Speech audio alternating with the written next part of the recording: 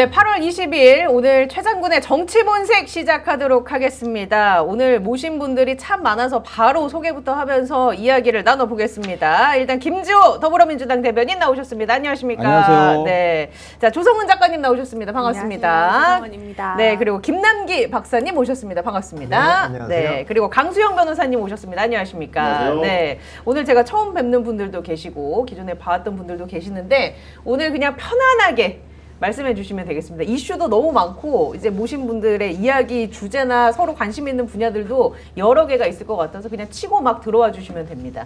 근데 이제 김지호 대변인은 왜 이렇게 아침부터 피곤하게 이렇게 눈을 못 뜨고 계시는 겁니까? 아니야. 이재명 대통령도 저렇게 열일하는데 피곤한 모습 하나도 안 보이잖아요. 안 피곤합니다.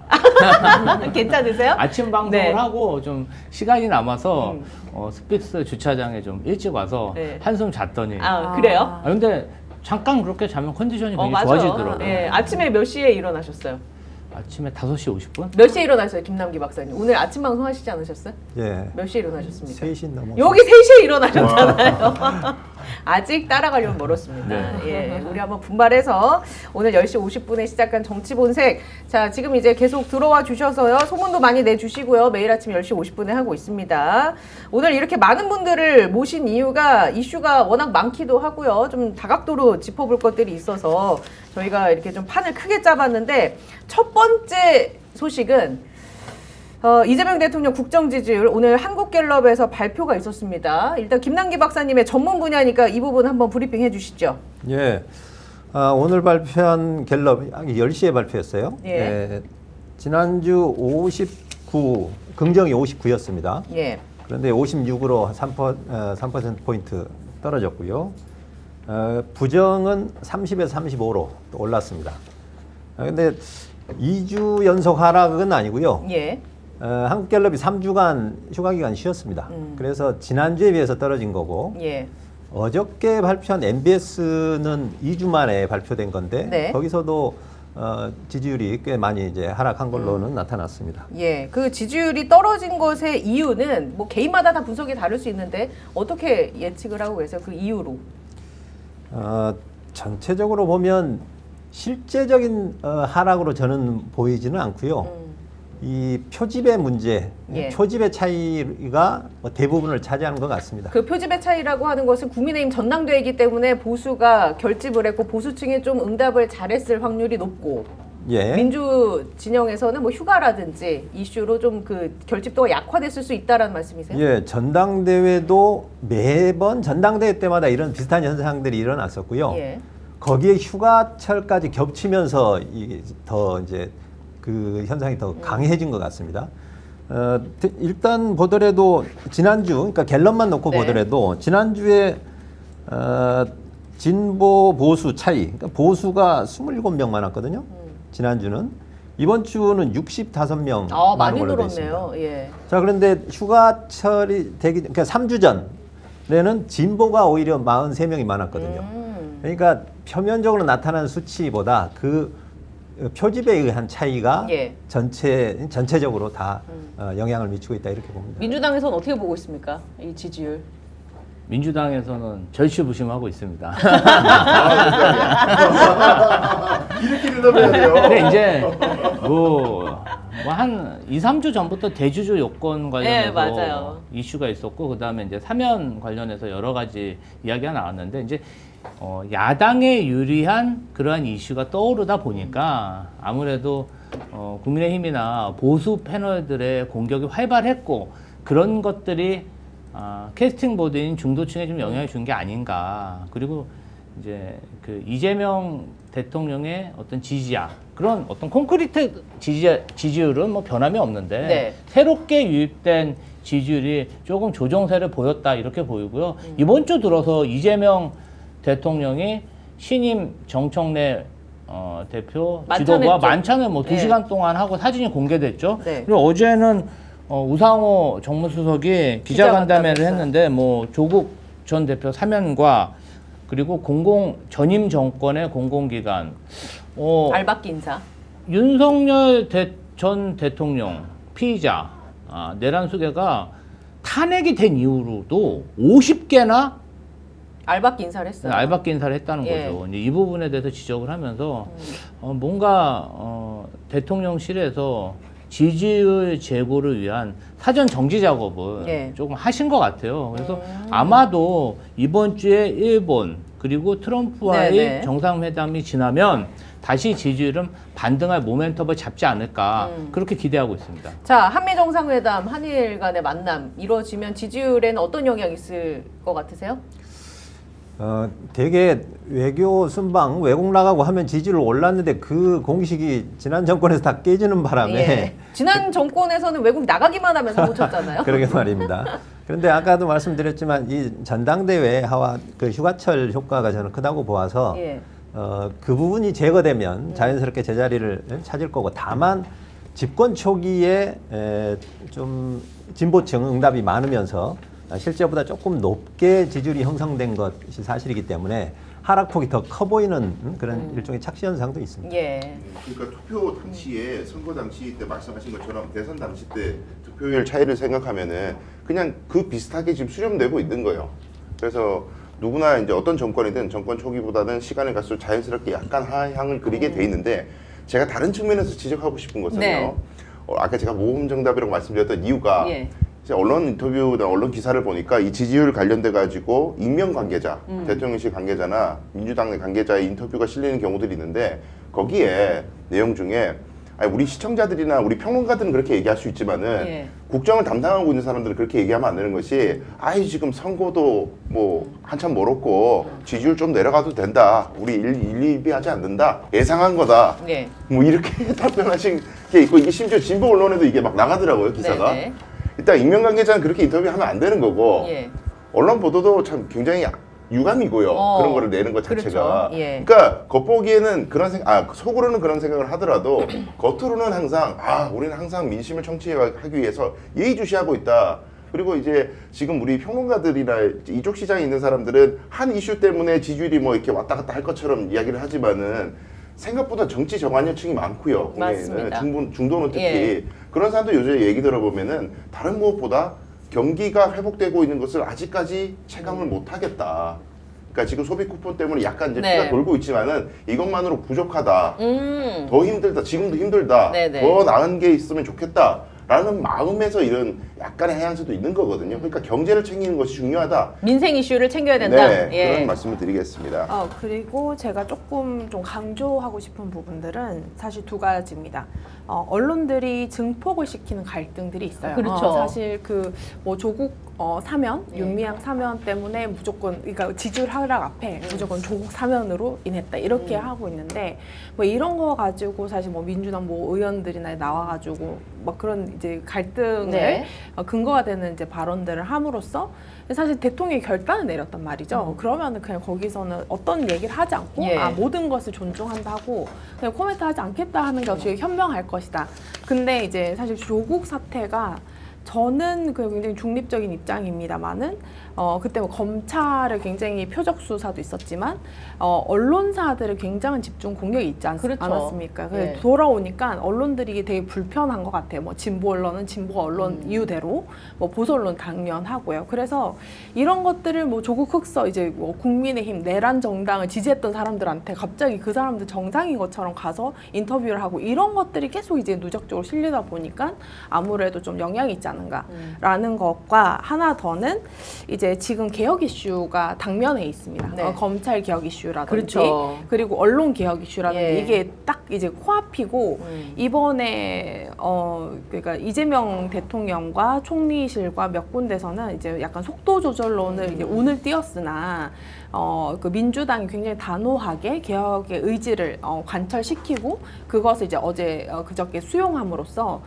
이것은 되돌릴 수 없는 불가역적인 개혁을 향해 가겠다 하는 그런 것들이 이제 왔지 않습니까? 네. 그렇기 때문에 지금 굉장히 개혁 세 가지 검찰 개혁, 언론 개혁, 사법 개혁을 이제 거의 이제 추석 전까지 해치우겠다라는 그렇죠. 예. 의지가 있어서 일단은 무언가 갈등이 필요한 상태, 부정적 여론이 필요한 상태라서 그런 것들에 최선을 다한 지난 1, 2주간이 아니었나. 예. 그래서 그런 것들이 좀 반영된 것 치고는 저는 굉장히 선방하고 있다라고 그거 생각하고 반영된 있습니다. 것 치고 선방하고 네, 있다. 그런 생각합니다. 근데 사법개혁, 검찰개혁, 언론개혁 속도를 내고 있는데 이 부분이 좀 해결이 타다닥 된다라고 하면 지지율은 더 오를까요? 어떻게 보십니까?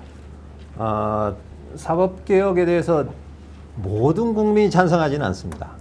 일정하게 사법개혁이 현 정권의 어떤 권력을 강화시키기 위한 목적이라고 해석하는 층도 있기 때문에 반대하는 세력도 분명히 존재하거든요.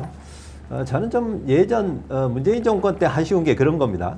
아주 높은 80%가 넘는 지지율을 기록했다는 건데 그거는 거의 전 국민이 좋아하는 그런 일만 했다는 거고 그러다 보면 그러니까 꼭 해야 될 보수층까지 일을. 아우를 수 있는. 그렇습니다. 근데 그때 뭐 적폐청산 내세우고 그러지 않았었나요, 문재인 정권? 근데 결과적으로 보면 그 뭐 어떤 속도 조절이라든가 이런 거 하면서 결국은 뜨뜻미지근한 측면이 있었다. 저는 그때 당시 좀 답답했습니다. 예. 그 좀 더 초기에 제대로 좀 했어야 되는데 그게 자꾸 미뤄지는 그런 느낌이 있었는데 저는 이번 정권에서 적정 지지율이라는 게 저는 필요하다고 봅니다. 무작정 높은 게 아니고 그래서 그런 대체로 한 35% 정도의 반대 진영이 있기 때문에 예.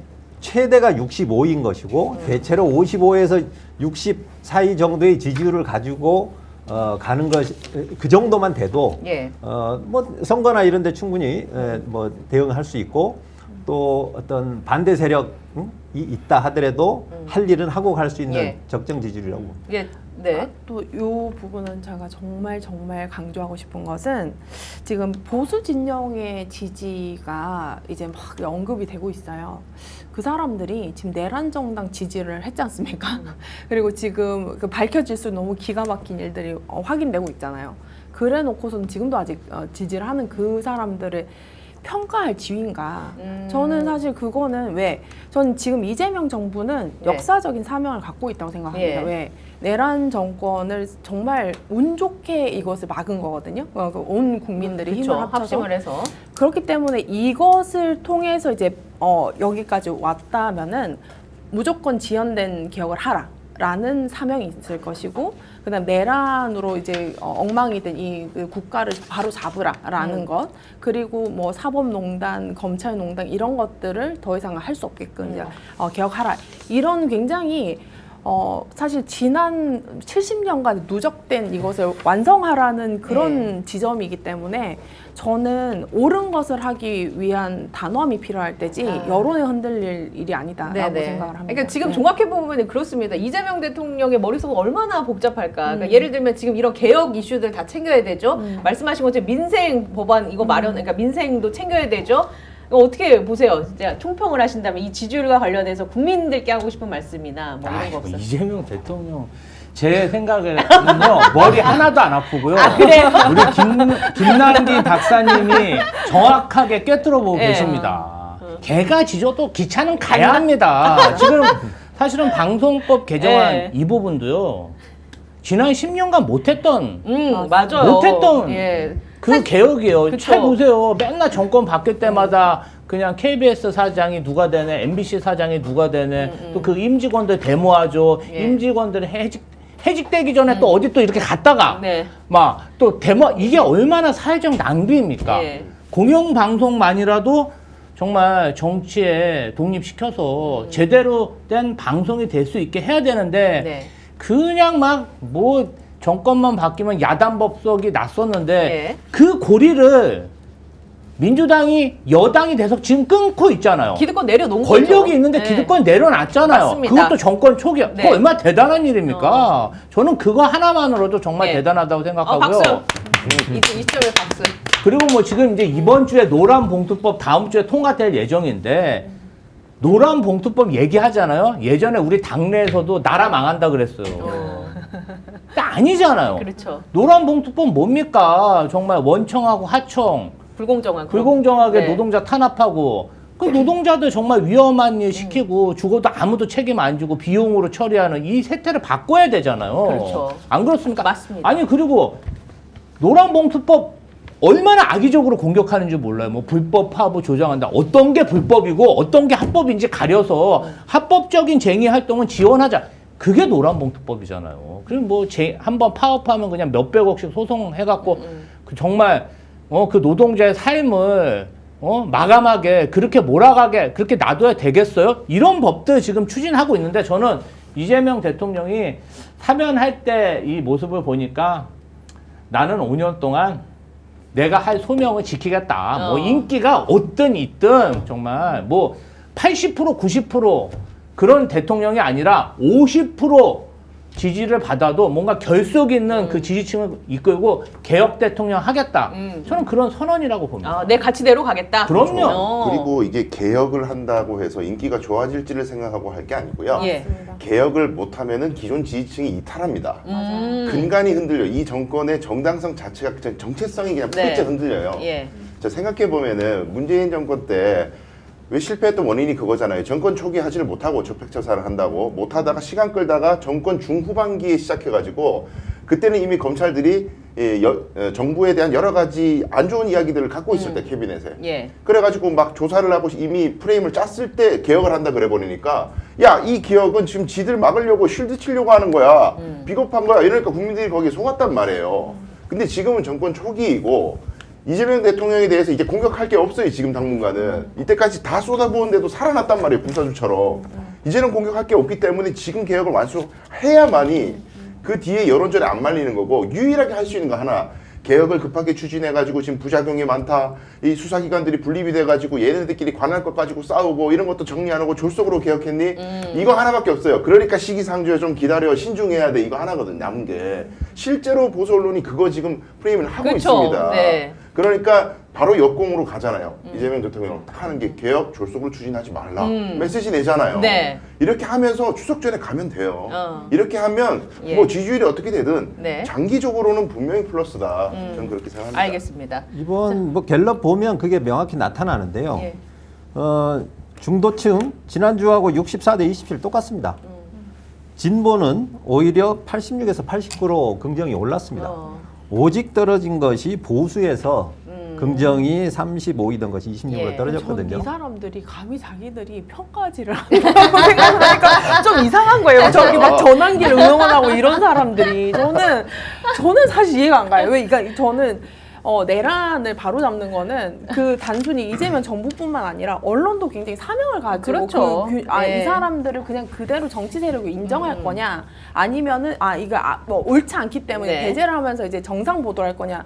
근데 이 사람들이 이재명 정부의 공격거리가 된다고 하니까 이거를 마치 정상 정치 그렇죠. 집단으로 이제 네. 포장을 해주는 거는 저는 정말 이해되지 않습니다. 알겠습니다. 자, 그러면 저희가 네. 좀 이슈가 많으니까 일단은 다음 이슈로 좀 넘어가 보도록 하겠습니다. 이 정치본색은 지금까지 나온 뉴스를 가장 빠르고 가장 깊게 가장 다양하게 다뤄드리는데 오늘 오전에 나온 속보가 김건희 특검에서 양평군청을 압수수색을 했습니다. 양평고속도로 종점 변경, 이거 뭐 말이 많았죠. 그래서 양평군청을 비롯해서 10곳에 압수수색을 실시하고 있다라고 하는데 김건희 특검이 지금 조사하고 있는 게 한 16개 정도 되잖아요. 사실 양평까지 언제 가나 워낙 이 앞단에 쌓여있는 사건들이 많아서 그랬는데 오늘 들어가서 이거 어떻게 봐야 됩니까? 아니 뭐 예견된 거였고 예. 제일 제가 흥미롭고 반갑게 봤던 소식은 압수수색 영장에 원희룡 장관이 피의자로 적시돼 있다. 이제 원희룡 장관은 곧 예. 꼬린된다. 예. 이게 지금 이제 아주 바라던 바고요. 예. 조사가 진작 이루어져야 될 것들이었는데 아마 김건희 특검에서는 그렇게 생각할 거예요. 이제 지금 가지수가 너무 많고 그렇죠. 여러 가지를 동시에 추진해야 되는데 인지 사건은 계속 늘어나고 있어서 네. 특검이 연장이 되거나 다시 재출범하는 건 전 기정사실이라고 봐요. 특히 김건희 특검에 한해서는. 네. 그러면 이 특검에서 마무리할 것이 무엇이고 예. 좀 연장하거나 뒤에 미룰 것이 무엇인가를 지금 교통정리를 해야 될 것 같은데 네. 양평은 못 미룰 것 같아요. 못 미룰 것이다. 양평은 못 미룰 수밖에 없는 것이 이유는? 워낙 오래된 사건이고 예. 인지 사건이 아니기 때문에 네. 이건 예전부터 제기되어 왔던 문제이고 그리고 사실은 심플해요. 굉장히 이 사건이 복잡한 것 같아도 네. 결국에는 고속도로를 휘게 만든 그 용역 보고서를 외압에 의해서 그렇게 한 건지 아니면 민간 조사 회사가 네. 자기 스스로 자율적으로 한 건지 요것만 밝히면 끝인데 네. 압력을 했다면 그 주체가 국토부 장관이냐 네. 국토부 장관은 김건희하고 커넥션이 있었냐 네. 요것만 밝히면 되는 거거든요. 어떻게 보면 최혜병 특검하고 거의 엇비슷해요. 외압은 있었던 건 확실한데 네. 그 외압을 했는 주체가 누군지만 밝히면 끝나는 거라서 그 중간 다리에 있는 공무원들 그다음에 연결고리들 양평구청 공무원들 몇 명만 혼내면 예. 금방 나온다. 그래서 요거는 급물살을 탈 겁니다. 그 말씀하셨다시피 원희룡 국토부 장관은 어떻게 나올까요? 이제 대응을 어떻게 할 거라고 보십니까? 그 직을 건다고 원래 그랬었잖아요. 예. 간판 걸자고 막. 네. 근데 지금 조용하잖아요. 그 지금 굉장히 조용해요. 아무 메시지가 없잖아요. 네. 이런 상황에서 자기 살 길을 찾죠, 당연히. 한덕수 같은 사람도 돌아서잖아요. 예, 원희룡은 분명히 나도 어쩔 수가 없었다. 아, 압박을 받았다, 나도. 예. 제가 그렇게 봤을 나왔고요. 때는 네. 원희룡 전 장관은 지금 이제 조용해 보이지만 오마카세 이거 한참 먹고 다닐 겁니다. 아, 그래요? 아니, 왜 그런 얘기, 아니, 네. 그러니까 뭐 이 사람들이 뭔가 반성과 성찰이 없는 인간들이기 때문에. 그냥 권성동 골프치기로 그럼요. 다니는 아, 것처럼. 물론. 오마카세에 네. 산의 진미 다 먹고 다닐 거고 제가 봤을 땐 오늘 양평군청 외 10군데를 네. 압수수색했는데 굉장히 통쾌하더라고요. 여기 보면은 그 양평군청에서 예. 거짓말을 일삼던 안모 국장, 네네. 안모 전 국장의 주거지와 핸드폰, 예. 그리고 뭐 도로공사, 그냥 이 군청만 하는 게 아니라 관계자들의 주거지와 핸드폰, 그 다음에 뭐 도로공사, 뭐 주고받은 서류 싹 다 지금 압수수색을 하고 있는데 압수수색을 하려면 법원에서 압수수색 영장이 발급된 거죠. 예.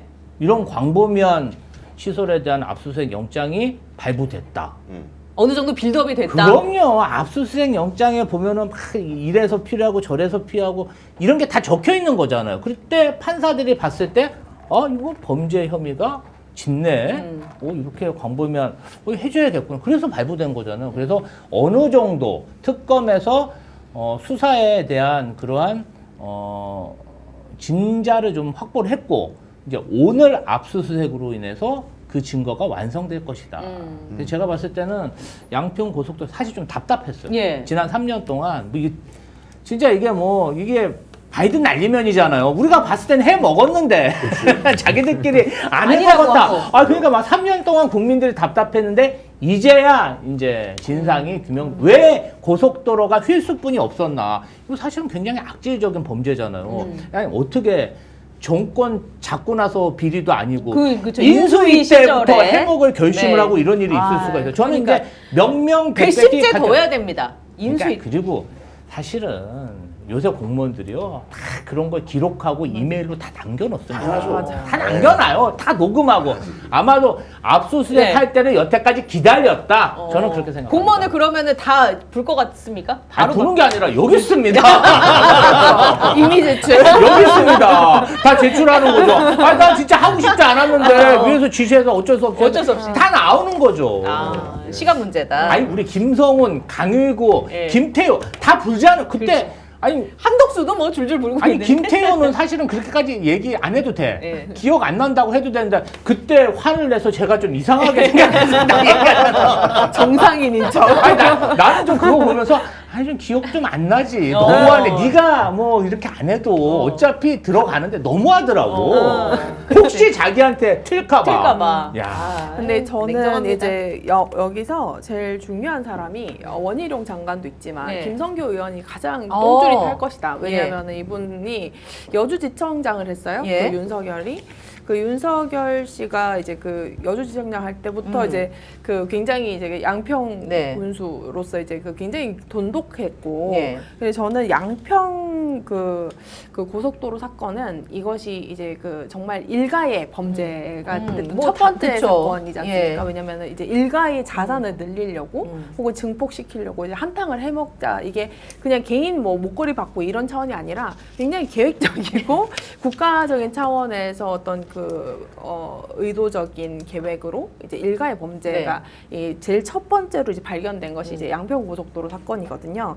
그렇기 때문에 이것은 그러니까 김건희 특검이 이런 겁니다. 이제 김건희 특검이 어떤 김건희가 국정농단한 것, 그리고 김건희 일가가 예. 부정 축제한 것, 그리고 이제 그 윤석열과 이제 김건희가 이제 네. 그 어떤 그 뭐 선거 개입이라든지 이런 것들이 이제 있을 텐데, 저는 사실 그 부정 축제의 가장 한 축으로서 작용을 하기 때문에 이것은 이제 빼놓을 수가 없다. 예. 그리고 군수 때부터 굉장히 친했다고 자기 입으로 얘기를 하고 다녔어요. 김성교 의원은. 그래서 저는 우리 원희룡 장관은 오히려 그냥 국토부 장관으로서 그냥 오마카세 먹고 다니고. 그럴 수 있어요. 왜냐면은 전화 한 통화 했어요. 그게 답니다. 라고 해서 이제 적당하게 빠져나갈 수 있다 내지는 뭐 자기는 큰 문제 없다라는 생각을 했을 수도 있지만 그 군수 때부터 시작해가지고 쌓아왔던 거기 또 지역구 국회의원으로서 이제 외압을 행사하거나 어떤 관계성 때문에 저는 만약에 누가 먼저 골인 될 것이냐 김성교 의원일 것이다. 전 내기를 하라고 한다면 저는 약간 김성교 의원일 것 김성교 같다. 의원 같은 경우 막 정치 탄압이다 막 이런 식으로 계속 막 시끄러운 맞섰잖아. 사람이 원래 그런 아니 그러면 이제 저는 말씀하셨다시피 양평고속도로는 일가가 얽혀 있을 수 있잖아요. 최은순도 그렇고 그 오빠도 그렇고 네. 이 부분까지도 어떻게 범위가 넓혀질까요? 당연히 그런 거죠. 그럼 당연히 최은순 그렇고. 부를 수 있고 김진우 부를 수 있는 당연히 겁니까? 그렇습니다. 그러니까 지금 순서는요. 일단 양평구청의 밑에 있는 실무자 네. 여기부터 차근차근 빌드업을 해야 되고 예. 그 사람들한테는 너희들을 지켜줄 수 있을 거 아니야 이 사람들이 끝났다. 니들은 평생 공무원 해야 되는데 너희들을 누가 살려주냐. 제대로 물지 않으면 너희들 다 달려 들어간다. 네. 누가 외압을 행사했냐. 네가 한 거야 그러면 네 자율적 판단으로 예. 이런 식으로 수사기관들이 잘합니다. 거기에서 만약에 최은순과 김진우 뭐 나오는 일가가 거죠. 김충식이든 걸려들면 이제 그렇죠. 특검 측에서는 이제 불러서 네. 뭐 피의자로 불러서 조사를 하든 예, 그리고 제가 수사관이라면은 예. 죄수의 딜레마를 더 이용할 필요가 있는 게 결국에는 책임 전가로 가거든요. 이런 네. 일가 범죄들도요. 예. 가족이 한 팀일 것 같지만 아닌가요? 마지막에 가잖아요. 다 찢어지나요? 다 찢어지고 책임 전가합니다. 그리고 중요한 거는 구치소에 들어가면 예. 혼자 방에 갇혀 있잖아요. 네. 별별 생각이 다 들어요. 예. 밖에서 오빠가 뭔 짓을 하고 다닐까? 오. 밖에서 엄마가 날 배신한 거 아닐까? 그런 생각이 가득 차게 돼 있어요. 가족인데도 시간이 지날수록 불신의 골이 깊어집니다. 예. 그럴 때 수사기관이 그 불신을 이용해가지고 서로에게 적절히 책임 전가하는 가운데서 진실이 드러나는 거예요. 그게 수사 기법이에요, 항상. 아 저는 진짜 예. 개인적으로 최은순, 김충식, 뭐 김진우 다 불려가서 이렇게 조사받고 탈탈 털려서 나오는 모습 너무 보고 싶거든요. 그렇죠. 그러니까 이제 아니요 제가 한 거예요. 아니에요 제가 한 거예요. 이렇게 서로 전가하다 보면 니를 다 같이 했구나 예. 이렇게 되는 거죠. 벌써 하나 나왔잖아요. 뭐요? 김진우의 네. 장모 집 댁에 있었던 그 목걸이. 그림, 네. 20억 상당의 그림에 대해서 김진우도 나도 그게 누구 건지 모른다. 김건희도 나도 그게 어디게 그렇게 간지 모른다. 지금 서로 모른다 그러잖아요. 지금 그림이 갑자기 그냥 딱 장모님 댁에 나타난 거예요. 가족끼리 이제 얼마나 피 튀기게 본인들이 책임 전가를 할 것인가. 근데 이제 그 네. 원래 우리가 드라마를 보면은 네. 결론은 알잖아요. 뭐 해피엔딩이든 새드엔딩이든 둘 중 하나란 네. 말이죠. 그 과정이 재밌지 않습니까? 근데 둘 다 가는 건 결론이에요.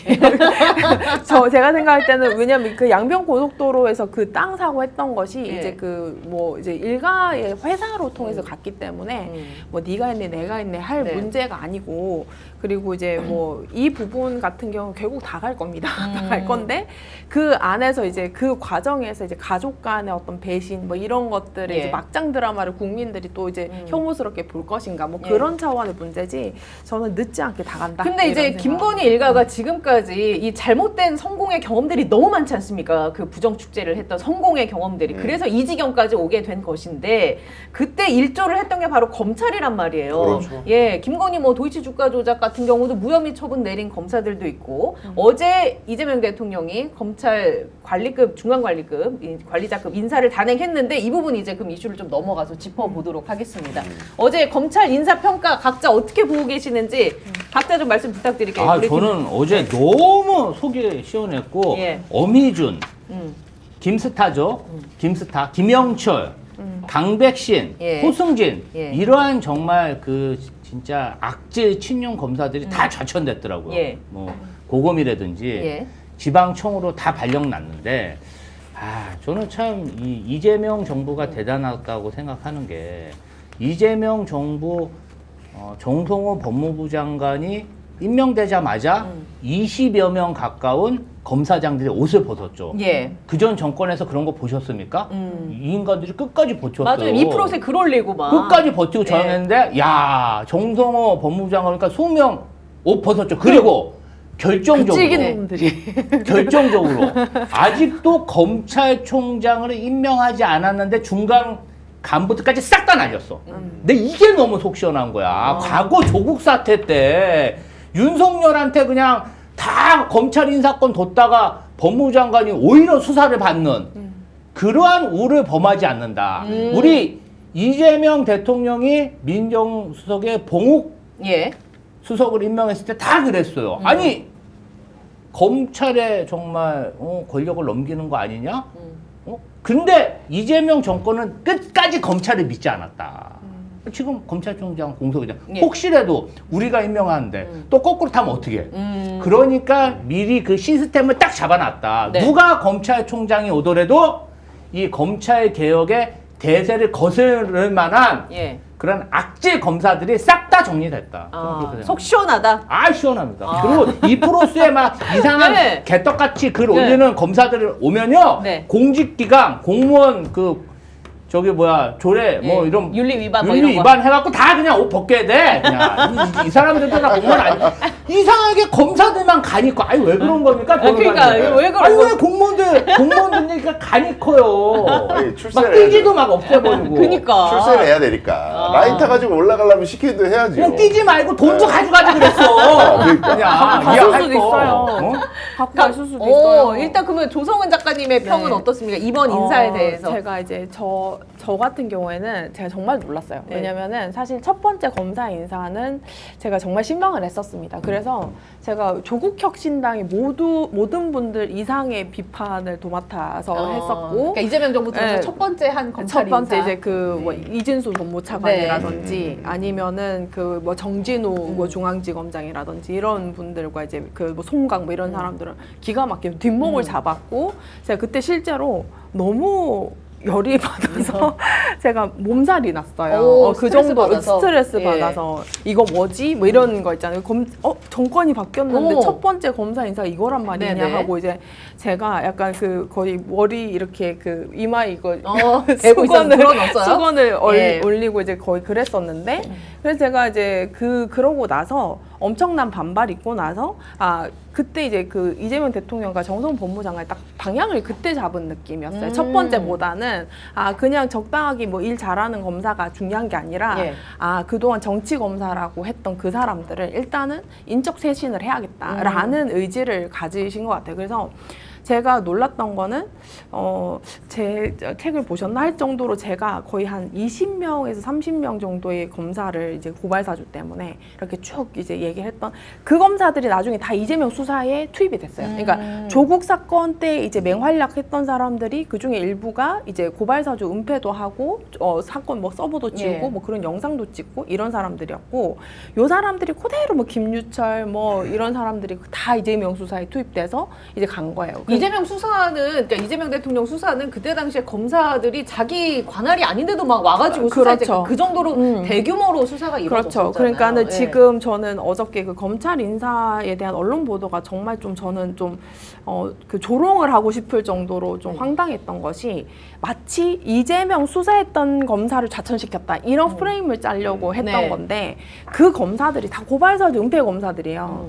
거기서 거기다. 그러니까 네. 그 나쁜 짓을 했던 사람들이 이동을 하면서 계속, 그러니까 첫 번째 프로젝트는 조국 수사였고, 그거 해가지고 정권을 지니까 네. 정권 지는 과정에서 고발사주 사건에서 오씨 이거 뭐야 하고 은폐를 했던 사람들이 정권 지니까는 이재명 수사로 넘어가는, 이게 그냥 약간 무슨 게임에서 이제 스텝 바이 스텝으로 이제 올라가면서 하나씩 깨듯이 이런 거였거든요.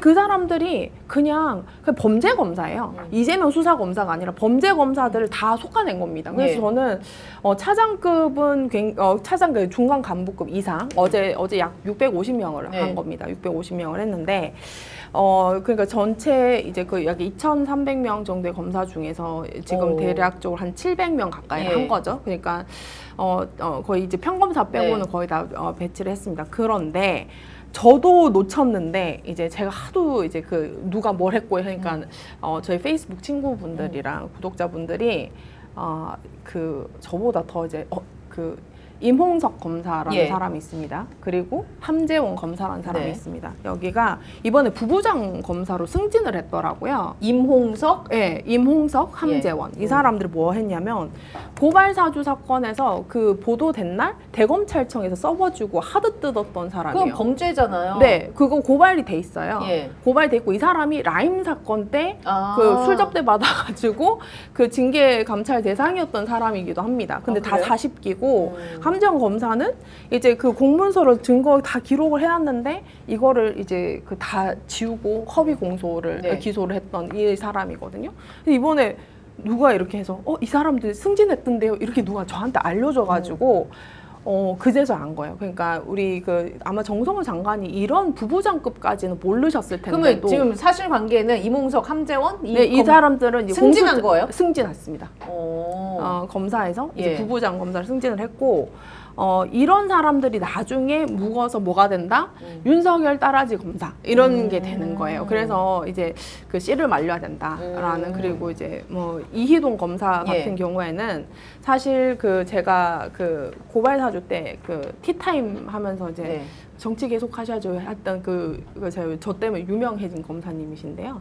그분이 이제 그 사표를 쓰셨어요. 예. 2%세 나는 간다 하면서 했는데 저 그래서 와 도망가면 안 된다 하면서 제가 이제 이걸 갖고 왜냐면 왔습니다. 이재명 정부 들어섰고 그리고 나서 이제 정성호 법무부 장관 왔으니 본인이 네. 이제 튀어야겠다 생각했겠죠. 그렇죠. 제가 이제 징계 진정을 했어요. 어. 그래가지고 이거를 이제 받았습니다. 예. 근데 이 사람이 갑자기 도망가듯이 이제 사표 쓰고 가는 거예요. 저는 징계를 해야 되는데. 예. 그래서 사표 받으면 안 된다 하고 이제 뭐 민주당 모 의원도 절대 하면 안 된다 이렇게 했는데 사표 수리가 됐다고 전전날에 알고 있었어요. 예. 근데 어제 보니까 사표 수리를 안 하고 발령을 냈군요. 근데 이 사람이 뭘 했다? 건진검사 띠지 사건의 수사 지휘를 한 사람이에요. 이희동 그러니까 검사. 그 범죄 검사들이 다 이 짓을 하고 그러니까 지금 부산으로 발령을 낸 이유는 징계하고 징계를 수사하려고 검사 자체 옷 벗지 마라. 우리가 안 벗겨줘 이건 것 같아요. 그래서 그런 것까지 예. 보면은 이제 약간의 이게 약간 이제 점 하나의 그 약간 좀 그 미흡한 부분이 있지만 네. 너무 99점이다. 예, 저는 99점이다. 완전 요번에 어떤 분들은 정성호 장관을 굉장히 이제 그 막 약간 좀 개혁에 미진한 거 아닌가. 초반에 이제 뭐 윤석열이 팬티 벗고 있을 때 왜 못 끌어내냐. 뭐 근데 법무부 장관 팬티까지는 안 뭐하네. 벗었는데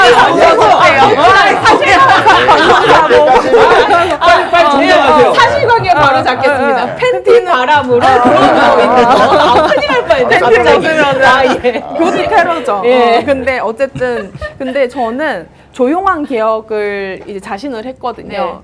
어제 이제 그 법사위원장으로 추미애 네. 장관이 돌아오셨지 네, 네. 않습니까?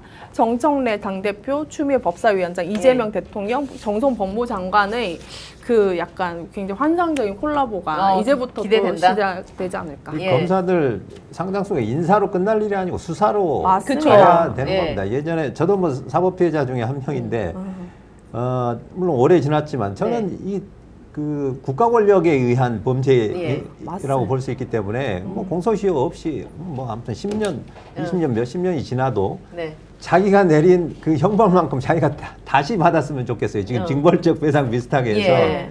그래서 지금 뭐 제가 볼 때는 이게 지금 인사는 그냥 맛배기고 제가 볼 때는 결국 수사로 결국 이제 이 인사는 가지 않겠나 밑밥을 싶습니다. 깔아놓고 너네들이 지금 적법하게 했느냐, 이거 뭐 무리한 수사한 거 아니냐, 그 과정에 위법은 없었느냐, 예. 이런 거 다 밝혀내서 결국은 수사로 가야 된다. 윤석열 일당의 범죄의 대부분이 그렇죠. 결국은 검찰에 의해서 다 예. 보고되고 그랬지 않습니까? 네네. 그래서 뭐 저는 같이 결국 수사 대상이 될 걸로. 알겠습니다. 자, 우리 해야 강, 됩니다. 예, 강 변호사님 어떻게 보고 계십니까? 그러니까 뭐 법조인의 제가 시각으로. 짧게 좀 평하자면은 그 윤사단의 검사들이 자천됐다 이렇게 표현하기보다 더 정확하게 얘기하려면 예. 정치 검사들이 자천됐다 이렇게 표현해야 맞아요. 정확한 표현입니다. 네. 이게 조중동에서 프레임을 잡기에 네. 윤석열 사단 검사들 좌천하면 뭔가 보복성 그렇죠. 느낌이 들잖아요. 맞아요. 그러니까 그걸 역용한 거예요. 제가 그래서 조선일보랑 다 범죄 검사라고 찾아봤어요. 하는데. 그랬더니 조선일보나 중앙일보, 동아일보 아니나 다를까 그런 프레임을 씌워서 지금 기사를 내보내고 있습니다. 그러니까요. 뭐 네. 이재명 대통령에 대한 수사를 담당했던 네. 사람들이 줄줄이 자천됐다 이런 식으로 기사 예. 쓰거든요. 그렇게 얘기하면 안 되는 거죠.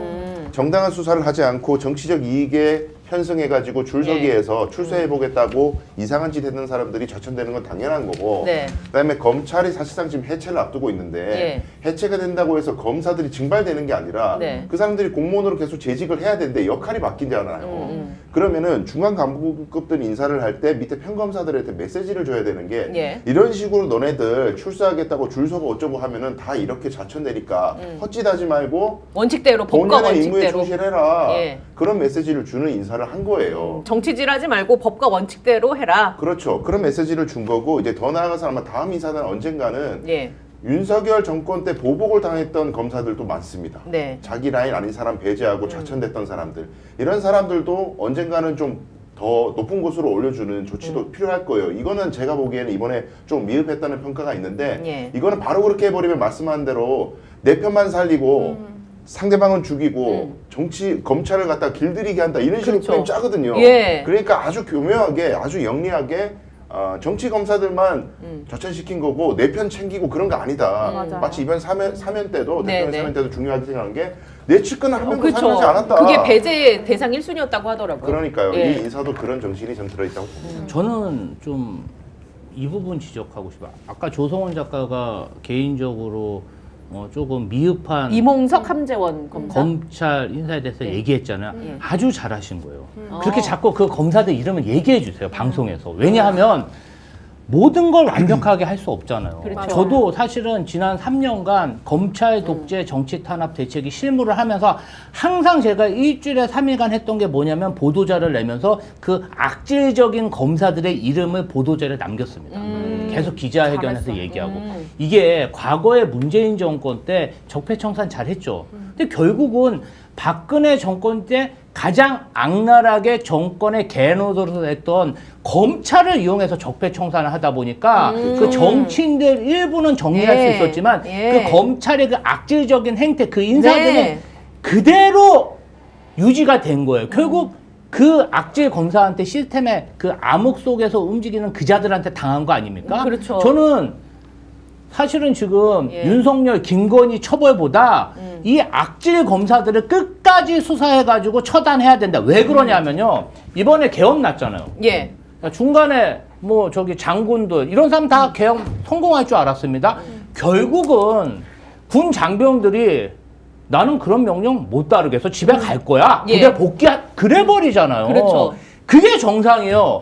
그래야 정말 대한민국 네. 시스템이 살아있는데 공권력이 살죠. 이 검사들 예. 말이죠. 뭐 좀 이렇게 어. 뭐 이렇게 잘해준다 싶으면 그냥 관봉 띠지 없애버리고 이거 이런 그렇죠. 문화를 없애야 돼. 이 사람들이 얼마나 국민과 동떨어지게 자기들만의 성에 갇혀서 예. 호의호식하고 사는 겁니까? 이번 참에 아주 그냥 싹쓸이로 그냥 끝까지 추적해서 저는 예. 윤건희보다 더 수사를 가열차게 어떤 비용이 들고 네. 나중에 정말 어떤 비판이 받더라도 이 사람들은 끝까지 추적해야 됩니다. 끝까지. 그래서 다시는 검사들이 이따위 짓거리를 못하게 해야 된다고 생각합니다. 제가 조금 더 저기서 언급하면 저는 정말 저번 주에도 이 징계 절차를 하고 오고 바빴어요. 네. 아무도 모르지만 저 혼자 이놈들 끝까지 내가 해볼 이름 것이다 한 하고. 번만 더 얘기해 이름이 주세요. 뭐라고? 자, 크게. 예.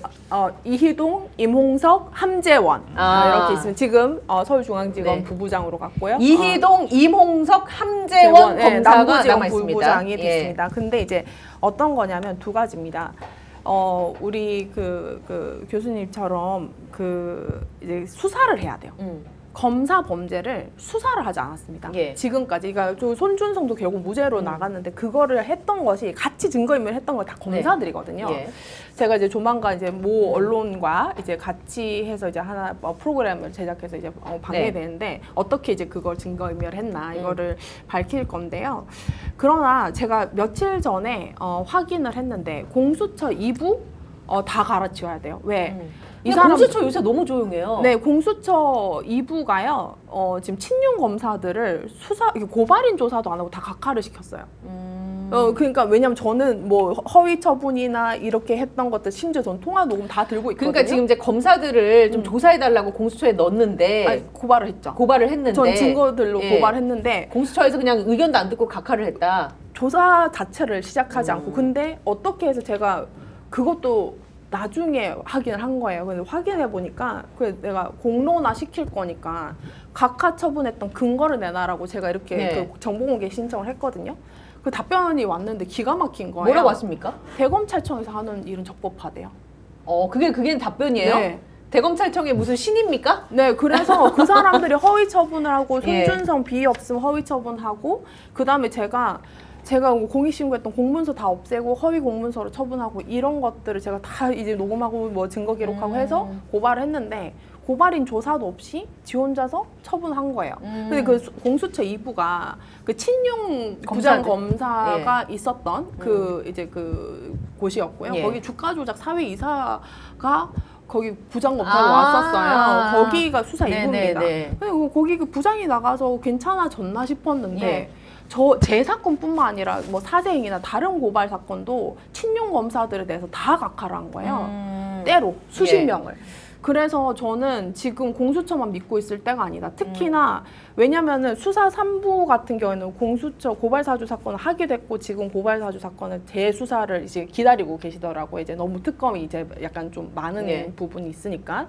근데 이제 결국 한동훈을 수사를 해야 되고 이런 부분들이 있지 않습니까? 예. 근데 그걸 바로 옆부에서 수사도 안 하고 대검찰청이 했던 거는 다 이제 그 적법하다고 해서 수사 안 하고 각하를 시켜. 그러니까 저는 그 제가 그럼 그런 맥락에서 네. 이 부분 여쭤볼게요. 아까 이제 그 예전 정권도 얘기하셨는데 검찰을 이용해서 적폐청산하니까 결국 망했다 이 얘기하셨잖아요. 근데 저는 진짜 일반인의 시각에서 궁금한 건 이겁니다. 지금 특검 쪽에 그 검사 파견 인원을 더 늘리겠다라는 거잖아요. 그리고 지금 검사들 많이 배치돼 있지 않습니까? 그럼 특검 수사는 이게 우리가 100% 그냥 믿을 수 있는 걸까? 왜냐하면 워낙 또 그 검찰 장악력이 뛰어났던 인물이 윤석열이기 때문에 이 특검 수사 인원들 늘어나고 했을 때 이게 괜찮을까라는 생각이 그냥 일반인의 시각에서는 드는데 어떻습니까? 이 부분에 대한 우려는 제가 그냥 기우인 건가요? 아니 근데 그게 괜찮은 정말 현실적인 우려인 게요. 예. 맞습니다. 예전에 그 윤석열도 특검에서 스타가 그렇죠. 됐잖아요. 네. 예, 다시 돌아가서 스타가 된단 말이죠.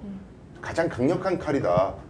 산 권력도 다 잡아버리는 예. 칼이고 그 이명박도 잡고 박근혜도 잡고 네. 뭐 이렇게 되면서 스타가 되고 이런 거 아니에요. 근데 지금은 그 상황하고 달라질 수 있는 유일한 방법이 뭐냐면 돌아갈 곳이 없어진다는 거죠. 아, 이제 검찰이 네, 검찰이 조직 기소만 개편되니까. 하는 기관이 네. 되고 수사 권한이 없는 곳으로 변환이 돼버린다면은 예. 그 사람들이 돌아가서 뭐 스타가 된들 무슨 의미가 있나? 기소만 할 수 있고 수사를 일절 못 하는데 예. 그런 식으로 기관의 힘을 빼버려야 특검에서 예를 들면 저희 처음부터 우려했던 게 특검은 너무 출세욕이 있는 사람들이 많이 들어가면 안 돼. 자기가 스타가 되기 위해서 무리하거나 그렇죠. 자기한테 이익이 된다고 그러니까 또 다른 생각해서 막 윤석열이 나올 수 있다. 예, 그거 예. 가려버리고 예. 불필요한 거는 이럴 수도 있으니까 너무 스타 욕심 있는 사람 하면 안 돼. 이래가지고 설왕설래가 많았지만은 그래 지금은 뭐 사람 내심은 어떻게 알겠어요. 예. 괜찮다. 검찰 없애버리면 되는데 뭐 기소만 하게 만들면 되지. 그러니까 예. 이제 예. 과거의 어떤 적폐청산은 사람을 친 거예요. 음. 사람도 쳐야 되지만 시스템을 개선해야죠. 지금 제도를 개선하려고 하고 있잖아요. 그리고 아까 이제 공수처 말씀도 예. 드렸는데 공수처 안 그래도 공수처 네. 만들려고 얼마나 지리하게 그냥 뭐 공수처 힘들게 되네 마네 네. 되네 마네 몇 년간 끌었어요. 그때도 여론 근데- 좀 내려갔죠. 아니 공수처가 제대로 수사를 합니까? 행정력을 합니까? 솔직히 실망스럽잖아요. 그렇게 면피성 기관인 줄 알았으면 사실은 안 만들면 못한 거예요. 만들려면 제대로 공수처 검사들이 수사를 할 수 있게 자원도 좀 몰아줘야지. 예. 그냥 이름만 있는 그런 기관이다 보니까 국민들이 저렇게 조성은 작가처럼 네. 너무 실망하잖아요. 오동은 뭐합니까? 일 좀 합시다라고 람세스님 이제 막 댓글 주고 아니 그래서 계시는데 저는 이재명 정부가 네. 지금 차근차근 개혁의 밑바탕을 잘 지금 다지고 있다. 그리고 다소 미흡한 것은 저희가 기다리기도 해야 되지만 예. 조성훈 작가처럼 저렇게 민원 넣고 예. 계속 그 검사들 바빠요. 얘기하고 그렇게 해서 공론화를 시켜갖고 예. 요 사람들을 한쪽으로 몰아가야 된다. 어. 그래서 완전히 박멸시켜야 됩니다. 아 좋습니다. 이름 한번 외치고 이 주제 마무리하죠. 이름이 뭐라고요? 이희동, 이몽석, 함재원. 그렇습니다. 예. 다들 기억을 해주셨으면 좋겠어요. 왜냐면은 제가 사실 약간 내가 약간 신기가 있나 할 정도로 네. 제가 고발사주 전에 이 사람들은 다 나중에 범죄를 저지를 것이다 했는데 다 범죄를 저질러서 예. 그- 신기 이런 말 아니, 하지 아니, 마세요. 예. 아니, 왜냐면 그 정도로 단 한 명도 남지 않고 싹 다 가시더라고요. 예. 그래서 이번에 참 그 뭐라고 해야 되지? 이희동 검사 같은 예. 경우에는 또 관봉권 띠지 수사도 이제 다 이거 책임을 져야 돼서 네. 악인은 어딜 가나 같은 짓을 하고 예. 뭘로도 하나는 걸린다 이런 생각이 들더라고요. 그래서 지금 이 약간 비껴간 이 사람들을 기억을 해주십시오. 나중에 사고 칠 사람이다. 네, 그래서 알겠습니다. 미리 싹을 잘라야 된다. 예, 자, 뭐 신기 얘기하셨는데 김건희가 훨씬 심각한 상태입니다. 어제 뉴스 보니까 뭐 순방 직전마다 뭐 무속인 역술가 그것도 통화 시간도 보니까 엄청 길어요. 우리 이제 김건희 내일도 출석할 예정인데. 자, 김건희에 대한 부분 한번 짚어보도록 하죠. 김건희 특검은 지금 잘하고 있는 거죠? 그렇죠. 지금까지? 예. 네, 그리고 진술 거부권 계속 행사하고 네. 있잖아요. 김건희 보면은. 예. 그리고 수사 끝날 때 기사 잘 보시면은 보통 수사는 몇 시에 조사는 몇 시에 끝나고 조서 열람을 얼마나 해서 뭐 예. 언제 집에 갔다, 구치소로 갔다. 이 시간이 타임테이블 나오는데 네. 조서 열람 시간이 대단히 짧습니다. 그거는 조서 열람 시간이 짧다는 건 인정해서 그런 건가 아니면 할 말이 없어서 그런 아니요, 거? 진술 거부권을 워낙 많이 행사했기 아, 때문에 볼 게 없는 거예요. 예. 검토할 게 없어. 원래 조서 열람할 때는 내가 말한 대로 조서가 잘 적혀 있는지를 체크해야 예. 되는 건데 진술 말한 게 거부권은 없으니까. 말한 게 없으니까. 네. 근데 특검은 왜 자꾸 부르나? 김건희 말도 안 하는데 예. 불러야지만이 진술 거부권을 계속 행사한 것이 누적이 돼야만이 나중에 재판 가서도 네. 전혀 반성을 하지 않고 예. 사실관계도 밝히지 않기 때문에 중형이 불가피하다. 음. 이 빌드업을 하려면 예. 진술 거부권을 행사하더라도 자꾸 불러야 돼요. 어. 김건희 지금 그렇게 하고 있고요. 예. 네, 잘하고 있다고 봅니다. 네. 김건희 같은 경우는 이제 진술 거부권 쓰고 있는데 아직까지 뭐 반성 기미나 이런 거는 전혀 보이지 않고 있습니다. 이제 뭐 심평 변호사를 통해 나온 메시지나 이런 걸 봐도 아직까지 정신 못 차리고 있는 것 같은 그런 느낌. 그러니까 이게 정신을 차린다는 것은 본 정신이 제정신 때가 있었다는 거잖아요. 아, 원래 정신이 없었구나. 그렇죠. 왜냐면 다른 사람이 잠깐 갔다가 다시 네. 바로 올 수 있는데 그 약간 종이 다른 것 같다. 네. 제가 늘 그런 생각을 하거든요. 윤석열과 김건희 일가를 예전부터 봤을 때 새로운 종족이다라는 생각을 늘 했었어요. 예. 근데 또 하나는 이런 부분들입니다. 김건희 특검은 거의 3년을 해야 되지 않을까. 왜냐하면 저는 정말 놀란 게 이 사람 정말 부지런하게 나라를 털어먹었구나. 밤에도 12시 넘어서도 통화하고 아침에 뭐 윤석열이 새벽 5시에만 문자 보내고 있다고 잠은 언제 그러니까 잡니까? 예. 잠도 잠인데 우리 그냥 술 먹고 자는 줄 알았죠. 근데 그게 아니고 어디서 돈을 빼먹지? 어떻게 해야지 저거 약간 하지? 누구한테 목걸이를 받지? 쉴 틈이 없이 3년을 했다. 그래서 뭐 이제 어떤 구호는 3년은 너무 길다였는데 네. 이쪽은 3년은 너무 짧다. 그래서 김건희 특검 3년은 너무 짧다? 정말 그러니까 다른 정권 5년 동안 그 이상의 범죄를 지금 김건희 특검이 수사를 하고 있단 말이에요. 그리고 종교도 많고 무슨 희한한 종교들도 많고 무슨 사이비는 기본이고 약간 그 이상한 사람들이 계속 발견되고 네. 등장인물들이 계속 늘어나지 않습니까?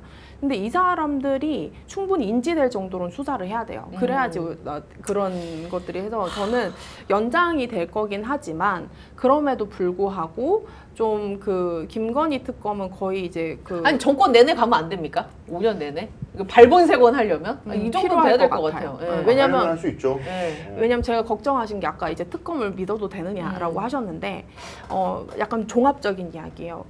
이 범죄 검사들 처벌하지 않고 공소청으로 바뀐들 공소청 검사가 10년, 20년 되면 그건 또 다른 권력 기관이 됩니다. 그 기소권 자체도 네. 엄청난 권한이기 때문에. 그러니까 여기 잠깐 숨어 있다가 저희 가서 또 그 짓 해야지라는 검사들도 대다수일 거라고 봐요. 그래서 저는 이번 드러나는 검사 범죄들은 정말 엄하게 처벌해야 된다. 예. 다시는 그 짓을 생각 못하도록. 그리고 나서 이 김건희 특검이 연장되지 않으면 결국 그 공소 유지라든지 이런 것들이 공소청 검사가 할 가능성이 굉장히 높습니다.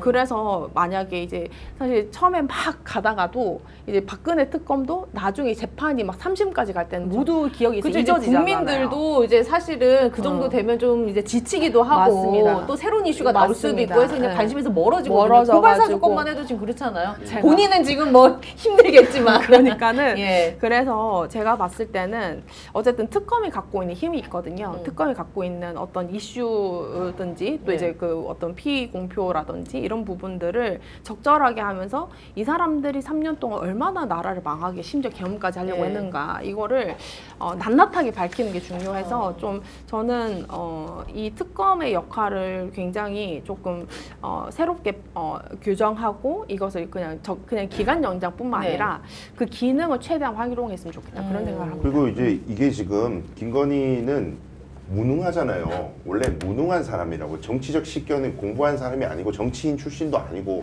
무능한데 권한을 엄청 받았어. 대통령과 5대5 지분을 받았다지 그렇죠. 않아요. 예, 공천권이랑 인사권. 자기는 겉으로는 그럴듯하게 보이려고 5대5 아닐 수도 시험해도 있어요. 9대1일 수도 그럴 있어요. 수도 있죠. 예. V0라는 얘기도 네. 나오잖아요. 근데 자기 본질은 자기는 안단 말이에요. 나는 내 안에 없어 컨텐츠가.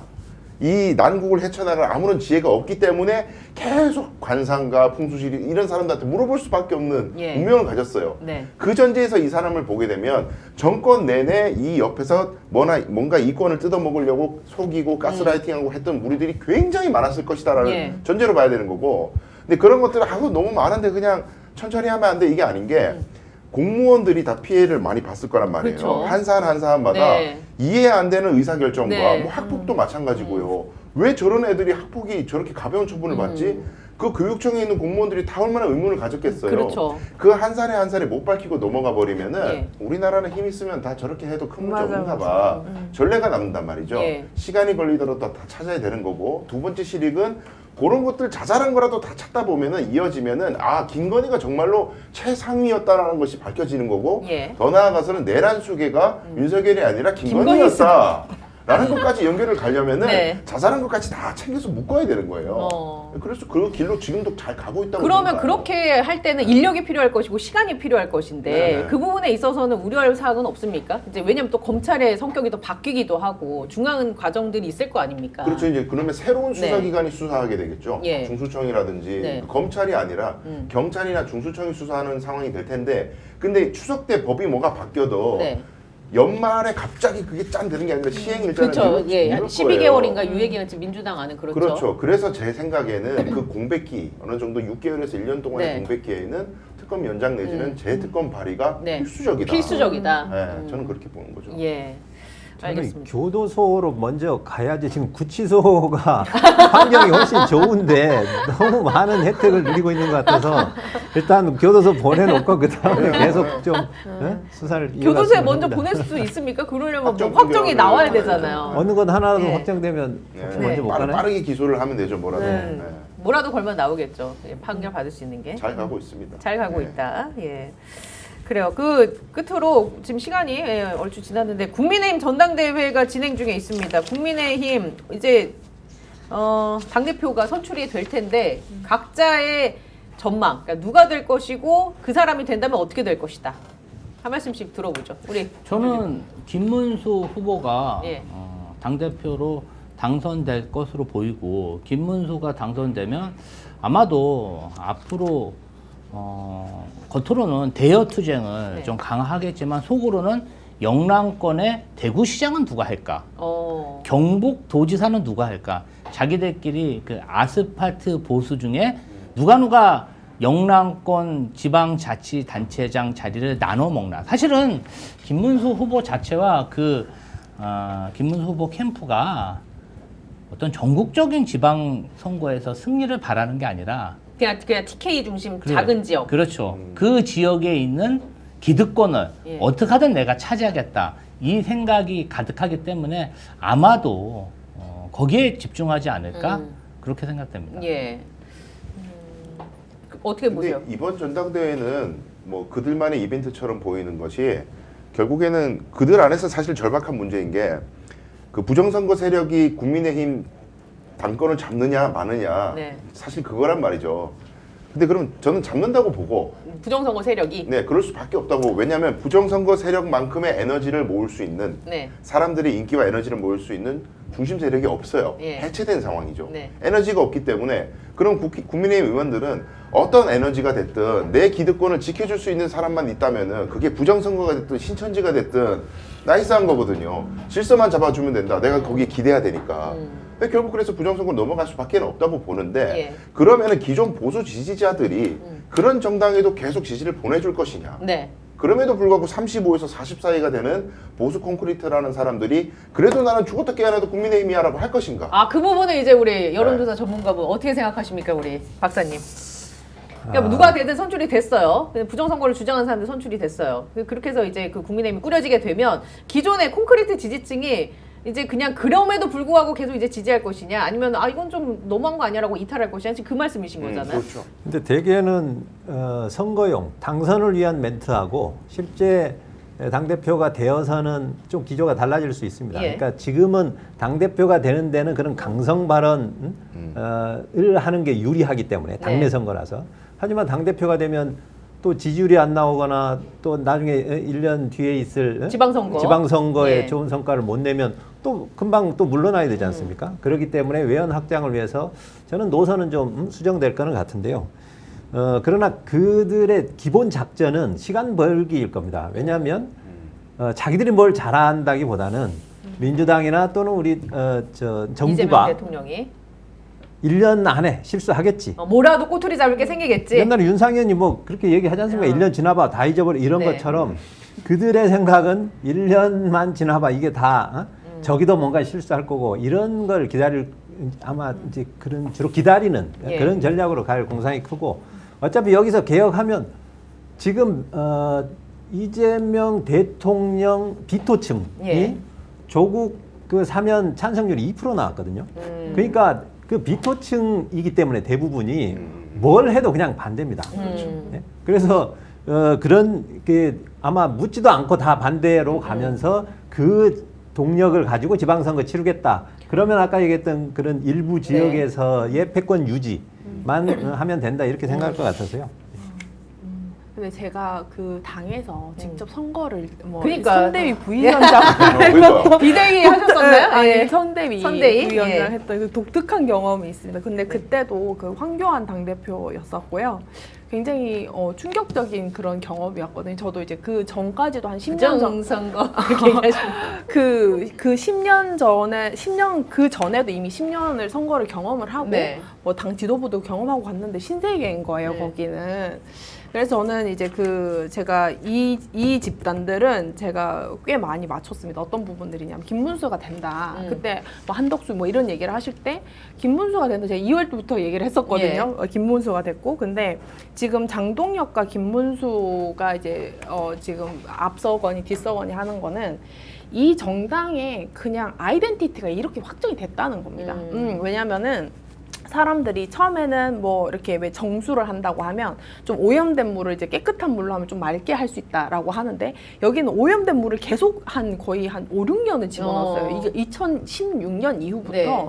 이게 거의 부정선거파부터 시작해가지고 계속 집어넣었단 말이에요. 그거 그 오물덩어리인 거죠. 그래서 그 오물덩어리 이제 한동훈 씨가 이제 정치한다고 들어갔다가 기겁을 하지만 이제 점점 그들을 닮아가지 않습니까? 안철수도 마찬가지고. 그러니까는 이미 거기 안에서 이 주축은 사실 뭐 전환길 뭐 이런 사람들이 있지만 그 세력들이 이미 보수 세력의 본진이 돼버렸어요. 그렇기 때문에 제가 봤을 때는 중도 외연 확장보다는 전복을 시키려고 한다. 왜냐면 이 사람들은 계엄을 생각했던 그 전복이라는 게 어떤 뜻이에요? 그들의 망상으로 뭐든 가능하겠죠. 뭐 갑자기 뭐 CIA에서 구해준다 뭐 이런 거부터 시작해가지고 네네네. 뭐 트럼프가 우리 뭐 구하러 올 구라온다 것이다. 뭐 이런 것들 해서 근데 네. 제가 생각했을 때는 이 장동혁 1위는 사실 이제 젊은 약간 그 네. 이상자가 예. 좀 필요한 거예요. 그러니까 약간 김문수는 이제 이제 상대적으로 올드하고 좀 지속 가능성이 예. 없다. 근데 여기는 판사 출신의 약간 젊고 막 이제 눈막 예, 뜨면서 그런 거 하잖아요. 보면 더 저기가 진짠가 이런 아. 생각을 할 수 있잖아요. 그래서 그런 차원의 문제고 사실상 본질적인 그 지지층은 더 이상 이제 바뀌지 않는다라는 것이고 제가 생각할 때는 이 둘 중에 누가 되더라도 내란 정당 확정되는 거죠. 그래서 저는 그 선거대기 가기 전까지 어떤 그 해산 해산이 될수 절차로 있다? 이제 가는 어떤 계기가 마련되지 않을까라는 생각. 전 이런 사람들이 선거로 평가를 받는다는 게 저는 기가 그것도 막히게 이해가 안 된다. 저는 이해가 안 됩니다. 예, 네. 알겠습니다. 아우 얘기하다 보니까 뭐 끝이 없는데 오늘 네 분과 함께 아주 즐겁고 다양하게 깊게 얘기를 나눠봤습니다. 뭐 다들 괜찮으시죠? 아, 제가 예. 너무 네, 시간 너무 빠르네요. 부족하네. 네. 시간이 부족합니다. 예. 보내드리기 전에 제가 광고 짧게 안내를 해드리겠습니다. 포장 뜯기만 하면 바로 드실 수 있는 민어회입니다. 민어 여러 가지 부위 골고루 담아서 저희가 전부 맛볼 수 있게 준비했습니다. 등살 있고요, 뱃살 있고요, 불에 있고 껍질까지 있습니다. 이런 경영푸드 민어회 공동 구매가로 거품 싹 빼고 최저가 24,000원에 보내드립니다. 한 팩에 400g 들어있는데요. 두세 명 드시기 딱 좋은 양이니까 공동 구매 행사 하나 놓치지 말고 서둘러 주시고요. 자, 다음은 대한민국 전통식품을 대표하는 고추장과 된장, 그 중에서도 명인 연예인 칭호를 받은 두 분의 제품입니다. 대한민국 장류 발효대전에서 최우수상을 탄 정선자 명인의 맛고추장, 그리고 대통령상을 수상한 이승희 명인의 맛된장, 이것도 대한민국 최저가입니다. 5통 29,900원에 명인의 손만 느껴보시고요. 그리고 광화문 살롱에서 유기농 밀가루로 만든 사각 쿠키 세트 34,900원입니다. 30개 건강한 쿠키, 뭐 약과 통밀, 녹차 들어가 있는데요. 귀한 분께 선물해 보시기 바랍니다. 자, 네 분간에 여기서 인사 나누겠습니다. 고맙습니다. 감사합니다. 감사합니다.